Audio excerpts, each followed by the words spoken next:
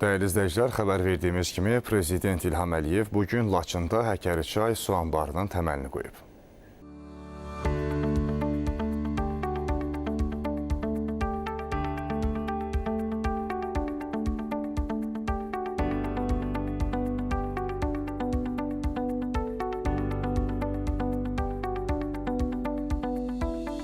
Azərbaycan Dövlət Su Ehtiyatları Agentliyinin sədri Zaur Mikailov Prezident İlham Əliyevə layihə barədə məlumat verdi.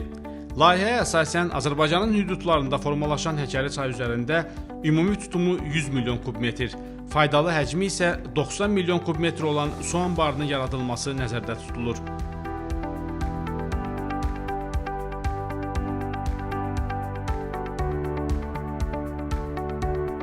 İnşaat işləri zamanı su buraxma qabiliyyəti saniyədə 8 kubmetr, uzunluğu isə 172 kilometrə yaxın magistral boru kəməri inşa ediləcək. Bu infrastrukturun Laçın, Qubadlı, Zəngilan, Cəbrayıl, Füzuli, Xocavənd və Ağdam rayonları üzrə təqribən 700 min nəfərin saniyədə 2,5 kubmetr həcmində keyfiyyətli içməli su ilə təmin etmək potensialı olacaq.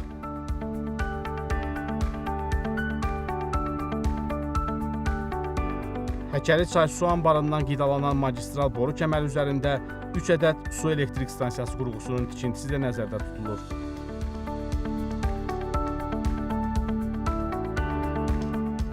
Həkəriçay su anbarı əhalinin keyfiyyətli içməli su ilə təmin olunması, eyni zamanda işğaldan azad edilmiş ərazilərimizin su ehtiyatlarının səmərəli idarə olunması və dayanıqlı su təminatının yaradılması, bölgənin, habelə ölkəmizin digər iri şəhərlərinin içməli su təchizatının yaxşılaşdırılması və regionların sosial-iqtisadi inkişafının dəstəklənməsində mühüm rol oynayacaq.